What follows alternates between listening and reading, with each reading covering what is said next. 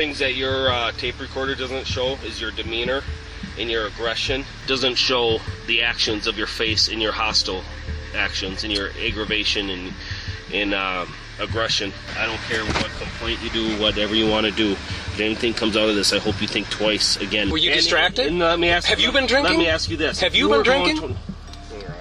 That's just it. I'm done with you. Welcome back to the Lackluster channel. Today's story was submitted by ProdGamer from the channel Above the Falls and is a bit different from the stories I normally cover. This incident happened in 2008. Since then, cell phone cameras, dash cams, and body cams have become a major source of government transparency in the United States. Prior to that, it was common for some to use audio recording devices to document interactions with dangerous state officials. On October 25th of 2008, ProdGamer was driving southbound on Minnehaha Drive from Minnehaha Parkway, an odd two-lane road that travels through Minnehaha Regional Park. The drive has a posted speed limit of 25 miles per hour and has a broken yellow center line which indicates that passing is permitted in either direction. As ProdGamer traveled south, he came up behind a vehicle that he alleges was traveling at a speed of 10 miles per hour. This vehicle was being driven by an off-duty officer, Kurt Menzel of the Minneapolis Police Department. ProdGamer tells me that as traffic cleared from the oncoming lane, he accelerated and attempted a safe pass of Officer Menzel's vehicle, and the officer's response was to race ahead and swerve in front of him, blocking his pass, after which ProdGamer gets back in the lane behind the officer's vehicle. On his blog about the incident, he writes that the officer then comes to a complete stop, and after a moment, ProdGamer drove slowly around the stopped car, during which the officer stuck his upper body out the window, showing a badge and ordered ProdGamer to pull over. Once parked in a nearby lot, ProdGamer started his audio recording device.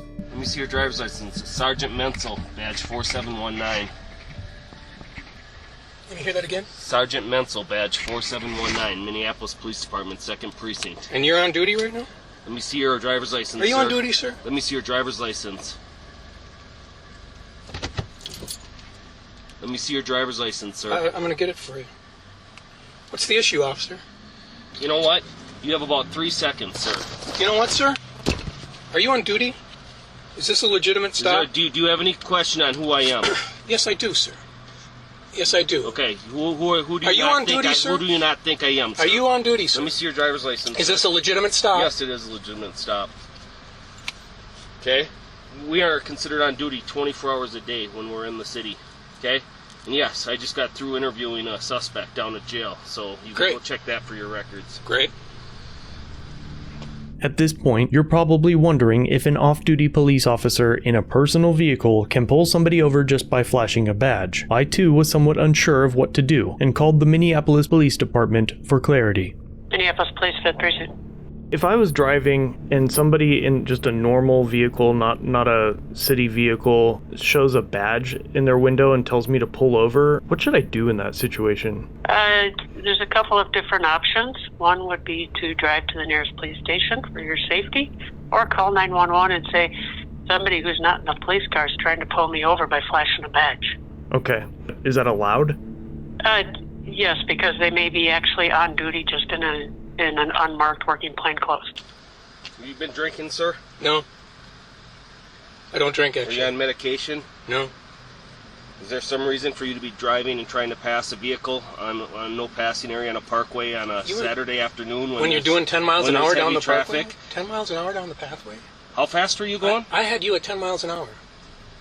You better go get your car checked, sir, okay? I had you at 10 miles an hour. Oh, that's great. You're incorrect there, okay? What's the speed limit here, sir? 20. Huh? 20. No, it's 25. Okay. Speed limit is 25. Okay. I was going 25. I had you at 10. Okay. Okay, were you distracted? And let me ask Have you been drinking? Let me ask you this. Have you been drinking? That's just it. I'm done with you. Interestingly enough, the officer tells ProdGamer that he stopped on his own free will, leaving the impression that he was free to leave as well. But as ProdGamer attempts to continue on with his day, the officer calls him back. I question the validity of you stopping. You stopped on your own free will. Well, then I'm leaving. On my own free will. If you right now, I'm telling you, you are not free to leave. Oh, and because why? Because I'm a Minneapolis police officer. And what does that mean to me at this moment when you're off duty? Do you have the authority as a police officer at this moment? Do you have the authority of a police officer at this moment? Are you answering my question? Are you avoiding my question? I'm about to drive off. I'm ignoring you. Drive off without your license. That's fine. That's fine. And we'll just take care of this at a later date. I'll charge you by complaint. That's a good idea. I like that. I'll charge you with theft of my license. I'm telling you right now, you're technically being stopped by a Minneapolis police officer.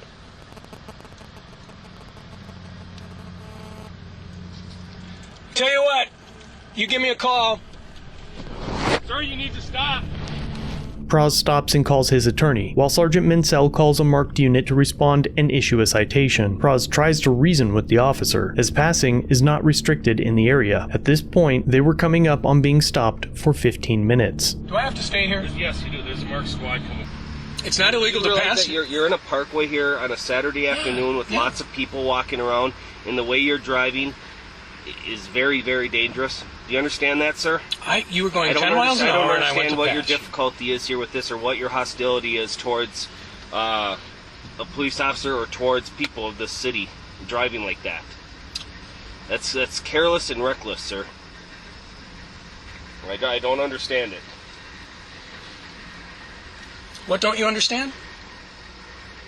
You already heard me. I'm not going to keep repeating it for your tape recorder. I already told you. I gave you my business card, my badge number, who I am, and why I'm stopping you. Okay? I don't know what more documentation you seem to think you want or need, and I don't really care. That's why I'm providing this with you. Okay? There will be a full report on this. All right. The issue at this point is that the stop has become a he said situation. Neither party can prove their side. However, the following conversation and supplemental police report have very different language. Mark Squad will be here in a second, sir. That's what you said a minute ago, yeah. When they get here, I'll issue you a citation, and then you'll be free to go. Why don't you just put it in the mail? So, sir, why don't you just put it in the mail? I want to check your driving status. I'm going to verify that your license is valid. Say, you know what? I've got quite a lot to do. I'm going to take off. You can take care of that. You can send it in the mail. I'll add fleeing to the charge. There's no doubt. You have no doubt who I am. You know I'm a police officer. You know I'm a Minneapolis sergeant. And I told you to stay. So if you take off, I will add charge of fleeing. This is not an unreasonable length of time to be stopped. This is normal for a traffic stop. If it gets to be too much longer before a squad can be here, if you're compelling me to stay, I'll stay. You have my 100% cooperation, and I didn't earlier. Sure you did. No. At all times. I didn't. Things that your tape recorder doesn't show is your demeanor and your aggression. I think it will. So, just because you talk polite when you're tape recording something, sir, doesn't show the actions of your face and your hostile actions and your aggravation and aggression. And it certainly didn't show that you forced me almost off the side of the road at about 45 miles an hour at your speed. So we'll just get this all on the tape. The reason why you're being stopped is you were attempting to pass with pedestrians on both sides of the road in a parkway area, in a park on a sunny Saturday afternoon. Good weather with conditions. The speed limit, yep. You're doing with 10 the miles speed an limit hour. Of 25 miles an hour, and you're attempting to pass a vehicle at about approximately 45 miles an hour. Forcing on a no passing zone. Even if that vehicle were stopped, you don't pass. It's not a passing area. There's no passing zone there. Okay, you went into oncoming traffic, sir. There was no oncoming traffic, sir. And simply, it was safe to pass. Simply, my stop was to assure that you were okay to drive. I made an attempt to make a safe pass. And you made an attempt to make you swerved in front of me. You made an attempt to do what? A safe pass. And you swerved in front of me. You made an attempt to make a pass. A safe pass. So you did try to pass me. There's no sign that So says, did you try to pass me, sir? Yes, I did. You were doing okay, and oncoming traffic, sir. No oncoming traffic. Yes. None. It's a two-way street, sir. There was one lane each way. There's not a passing lane. Who's aggressive? Thank you for putting that on your tape recorder. Another 10 minutes pass, and a uniformed officer arrives. Finally, about 30 minutes into the stop, Sergeant Mansell returns with a citation for reckless driving. You're getting cited for reckless driving, okay? It's not a passing area. There's pedestrians, vehicles, oncoming traffic. Okay? It's reckless to try and pass another vehicle, okay? There's a citation here. There's a phone number up here. You can call this phone number, make arrangements. If you want to, you probably have to call and make a court date with them. Okay? I would really appreciate it if you would pay attention to your driving, okay? I'm not going to argue with you, sir. Normally I don't bother making a big explanation to somebody. I ain't giving them a ticket because usually the ticket's enough. But you seem pretty argumentative, and I want anything comes out of this. I don't care what complaint you do, whatever you want to do. If anything comes out of this, I hope you think twice again with your driving habits, okay? It's not worth it if you hit some family out driving, would you? Be worth it?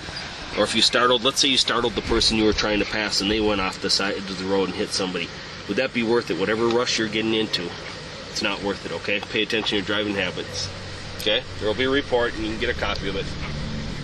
The interesting thing is comparing the recording to the supplementary report. Sergeant Mansell did claim that Proz was going 40. Proz claims he was only doing 25, and the officer was doing 10, but the officer was in a personal vehicle without radar. In the report, he simply claims that Proz was driving at an extremely high rate of speed, though he never mentions that on scene. He now claims that he was concerned Proz was going to rear-end him and begin tailgating the officer, none of which was mentioned during the stop. In fact, the main action the officer seemed to be stuck on was an attempt to pass in a no-passing zone. 9 times throughout the recording, the officer claims it was a no-passing zone. However, that is false. There are no signs to indicate such, and the broken yellow center line indicates that passing is allowed. The report appears to abandon the initial cause for the stop, an attempt to pass in a no-passing zone, and replaces it with new allegations. The officer also never denies swerving in front of Proz when accused of it 3 separate times in the recording. However, without video of the incident, it would be impossible to tell what happened, but the recording seems to point to a road rage incident and an exaggerated report to retaliate and cover it up. Proz went through 2 lawyers. Both minimized the significance of the recording and convinced him to take a plea deal, which unfortunately allowed the sergeant to avoid having to testify. It turns out that both lawyers had strong connections to the police. We've seen plenty of videos that show that these events do happen, and often. Body cams and dash cams cost an average of $3,000 per officer per year, but there are still departments paying 6-figure salaries to officers without these devices. The only way to protect yourself and ensure you can prove your story is to maintain your own records. Use your phone or a body cam of your own, and run a dash cam at all times. My recommendations for both can be found in the description along with Proz's channel if you'd like to pay him a visit. As always, thanks for watching. If you have a video you'd like to submit for review, use the link in the description or pinned comment. Don't forget to subscribe and hit the bell notification for future content. And remember to like, share, and comment down below of what you think of this interaction. It really helps the channel. If you enjoy our content, try our other channels, Lackluster Limited for criminal psychology content, and The Odd Side for paranormal videos. Shirts and other merchandise are available at the Teespring store. Memberships start at just $1 if you'd like to help further support the channel, and get a slick Lack logo next to your name. I look forward to seeing you in the next video. All links are down below.